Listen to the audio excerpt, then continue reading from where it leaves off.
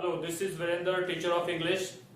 तो आज का सिलसिला शुरू करते हैं और आज का जो टॉपिक रहेगा वो रहेगा एक्टिव वॉइस और पैसिव वॉइस के बारे में। एक क्लास हमने पहले भी की है जिसमें मैंने आपको बेसिक कुछ बातें बताई है, बेसिक फंडामेंटल मैंने आपको बताया है।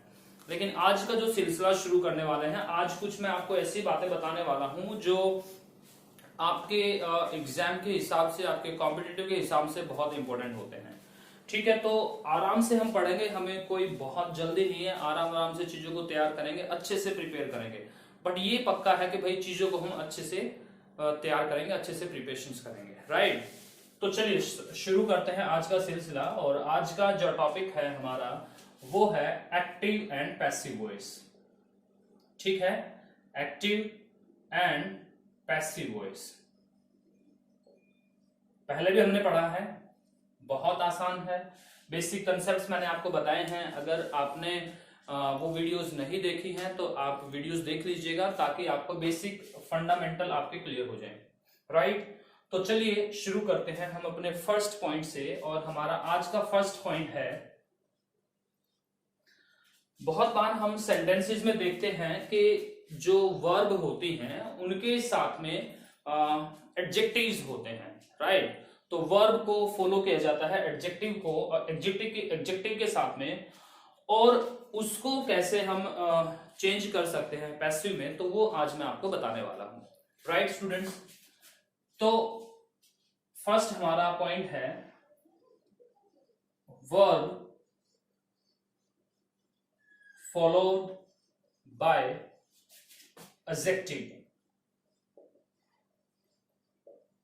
राइट। तो उसको कैसे हम चेंज करेंगे, तो ये हम आज डिस्कस करने वाले हैं। तो बहुत आसान सा पॉइंट है, बहुत आसान सा है। देखिए कैसे इसके एग्जांपल्स होते हैं, मैं एग्जांपल्स बताता हूं कि कैसे इसको हम चेंज कर सकते हैं। जैसे मैंने कहा, एक एग्जांपल लिखा, मैंगो टेस्ट स्वीट। मैंगो का सीजन चल रहा है आजकल, तो मैंगोज का सीजन चल रहा है, तो मैंगो का जो टेस्ट होता है, जब मैंगो टेस्ट करते हैं तो कैसा लगता है, वो स्वीट लगता है, राइट। तो इसका कैसे बनेगा, इसका पैसिव कैसे बनेगा, तो वो हम डिस्कस करेंगे। अब मैंगोज है कि एक्चुअल में दिस इज अ नाउन। पहले हम देखो सेंटेंस को हम बना लेते हैं, चेंज कर लेते हैं, ये कोई बहुत मुश्किल नहीं है। हमने बना लिया, सेंटेंस बना लिया, उसका हमने पैसिव बना दिया, आसान है। लेकिन हमें पहले ये पता होना चाहिए कि उस सेंटेंस के अंदर एक एक जो वर्ड आया हुआ है उस वर्ड का क्या रोल है। हम कोई भी ग्रामर का कोई भी टॉपिक करें, पार्ट्स ऑफ स्पीच करें, आप एक्टिव वॉइस करें, नरेशंस करें, कुछ भी करें, लेकिन जब भी आप चीजों को सीख रहे होते हैं तो वो जो भी सेंटेंस लिखा होता है उस सेंटेंस में आपको हर एक वर्ड के रोल का पता होना चाहिए। जब आपको ये सब कुछ पता चल जाएगा तो आप इजिली और बहुत आसानी से सीख लेंगे चीजों को, और जो भी आपके एरर्स आते हैं या कुछ भी प्रॉब्लम्स आपको आती हैं वो सारी आप आराम से सॉल्व कर सकते हैं, राइट। तो ये क्या है, नाउन है, दिस इज वर्ब, राइट। और एस और यस लगा हुआ है, क्यों, क्योंकि mango is a third person, नाम है किसी एक फ्रूट का, राइट, नाउन है। और ये क्या है, स्वीट, तो ये क्या है, adjective, this is an adjective, right student. तो ऐसे जब कोई सेंटेंस बनता है, ऐसा कोई सेंटेंस होता है तो उसका पैसिव कैसे बनाया जाता है, तो वो हम डिस्कस करने वाले हैं आज। तो आपको पता भी होगा, आपने कुछ बच्चों ने तो बना दिया होगा कैसे बनता है, तो उसका स्ट्रक्चर हम देख लेते हैं कैसे कैसे बनेगा।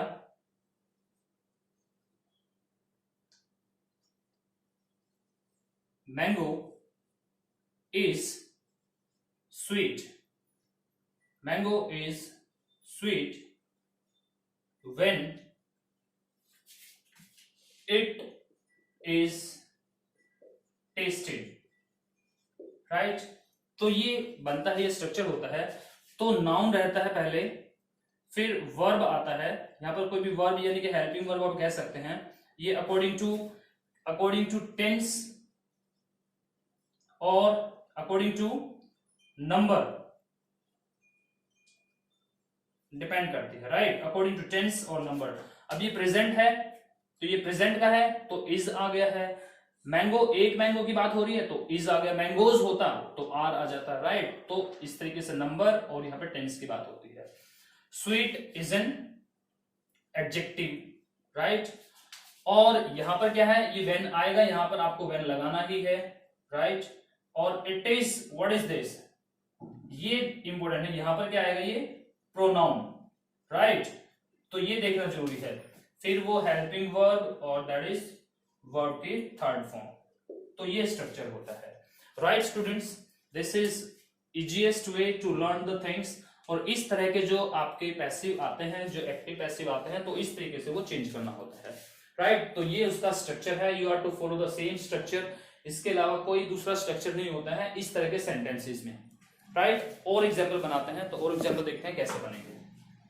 लेट्स सी, ये आपको क्लियर हो गया है। मैंगो टेस्ट स्वीट, तो mango is sweet when it is tasted, right. और एक और एग्जाम्पल, जैसे मैंने कहा कर्ड, कर्ड क्या होता है, कर्ड होता है दही, राइट, तो दही को बोलते हैं कर्ड। तो कर्ड टेस्ट सोर, सोर क्या होता है, खट्टा, तो जो कर्ड है उसका टेस्ट कैसा है, खट्टा है, वो खट्टी है, तो कैसे बनेगा, ऐसे ही बिल्कुल सेम यही स्ट्रक्चर हमने फॉलो करना है, ऐसे ही बनाना है, इसके अलावा और कोई दूसरा तरीका नहीं है, राइट। तो ये हमने इसको इस तरीके से समझ लेना है। तो कैसे बन जाएगा, यस आप बताइए, बोलिए आप खुद से बना सकते हैं, खुद से अपनी नोटबुक, जैसे मैं हर बार बोलता हूँ कि भैया आप अपनी नोटबुक्स बनाइए और अपने सारे के सारे नोट्स, सारे के सारे पॉइंट्स आप लिखते रहिए, ठीक है। तो सेम है, यहां पर ये नाउन है और ये वर्ब है और ये क्या है, क्या है ये, दिस इज एन एडजेक्टिव, ये एडजेक्टिव है। तो सेम वही तरीका है, curd is soured when it is tasted, right. This is one of the easiest way, सबसे आसान तरीका है, और ऐसे ही सारे सेंटेंस बनते हैं, सारा स्ट्रक्चर ऐसे बनता है, और ये स्ट्रक्चर आपको इस तरीके से फॉलो करना है, राइट स्टूडेंट्स। बहुत आसान सा है, I hope that you have understood it. Next point पे डिस्कस करते हैं कि नेक्स्ट पॉइंट क्या है, let's discuss the not the next point, अभी कुछ और इससे एग्जांपल्स बनाते हैं, राइट। तो और एग्जांपल्स बना के देखते हैं क्या है। एक लिखें आप, एक सेंटेंस लिखें, सेंटेंस है, लिखिए, बहुत आसान सा स्ट्रक्चर मैं आपको बताने वाला हूं, एक आसान सा सेंटेंस बताने वाला हूं। तो सेंटेंस लिखिए आप, और सेंटेंस है, जी हाँ सेंटेंस है, लिखिए, yes, watermelon is, sorry, watermelon smells sweet, ये है सेंटेंस, watermelon smells sweet। तो कैसे बनेगा बताइए, watermelon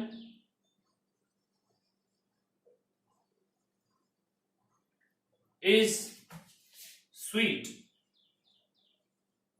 when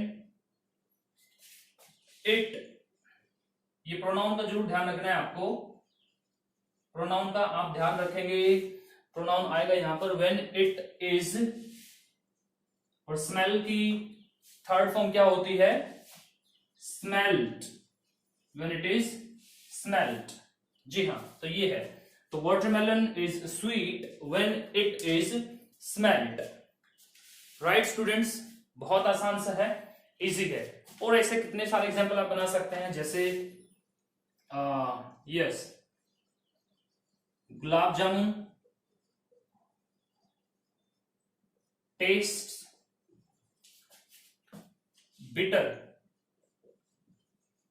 भाई गुलाब जामुन बहुत दिन की हो गई है, बहुत पुरानी गुलाब जामुन हो गई है, आप जाते हैं दुकान में, खाते तो लेते रहे, बहुत स्मेल है और बहुत कड़वा से इसका टेस्ट आ रहा है, ठीक है, खराब हो गई है वो, तो उसको कैसे बोलेंगे, उसका पैसिव कैसे बनेगा, तो बोलेंगे गुलाब जामुन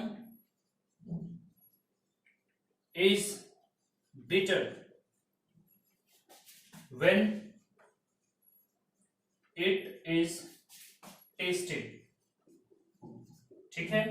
और या फिर ऐसे बना सकते हैं, gulab jamun taste sweet, right, तो सेम ऐसे बन जाएगा बिल्कुल, gulab jamun is sweet when same it is tasty. Right student, this is बहुत आसान सा एग्जाम्पल है, बहुत आसान सा स्ट्रक्चर है, बहुत आसान सा तरीका है इसको बनाने का, राइट और बहुत बारी एग्जाम में ऐसे पूछा भी जाता है, राइट। आई होप कि ये पॉइंट आपको समझ में आ गया है। एंड नाउ चलो let's continue with the next point. अब नेक्स्ट पॉइंट की तरफ चलते हैं कि नेक्स्ट पॉइंट में क्या है। नेक्स्ट पॉइंट को देखते हैं, राइट।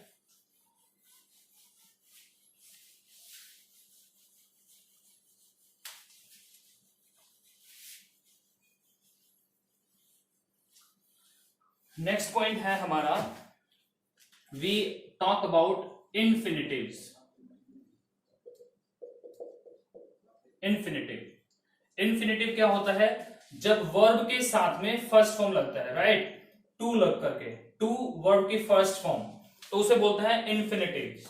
क्या बोलते हैं? Infinitives. Verb plus to plus verb की फर्स्ट फॉर्म, राइट स्टूडेंट्स। जैसे एग्जाम्पल के तौर पे एक हेल्पिंग वर्ब होती है हमारी इज, उसके साथ में लगता है टू और फिर वर्ब की फर्स्ट फॉर्म आती है, राइट, वर्ब की फर्स्ट फॉर्म आती है। ऐसे ही होता है M2 और वर्ब की फिर उसके साथ में फर्स्ट फॉर्म आती है। ऐसे ही R2 होता है, R2 उसके साथ में वर्ब की first form is to, M2, R2 और नेक्स्ट है was to और वर्ब की first form were to, right, first form. इनको सेंटेंसेस में यूज किया जाता है। इनको लेकर के एक्टिव पैसिव से रिलेटेड क्वेश्चंस आता है और उसमें क्या क्वेश्चन आता है, क्या किस तरह के सेंटेंसेस आते हैं, तो वो हम बात करने वाले हैं आज। लेकिन सबसे पहले तो इनका मतलब हम समझ लेते हैं कि what is the meaning of these things. इनका मतलब क्या बनता है। अब हमने आज तक पढ़ा है कि भाई हेल्पिंग वर्ब को पढ़ा है हमने, तो right, helping verb is, am, are, was were, ये हमने हेल्पिंग वर्ब पढ़ी है। लेकिन आज इनके साथ में क्या लग गया? टू लग गया, is to, am to, are to, was to, were to, right.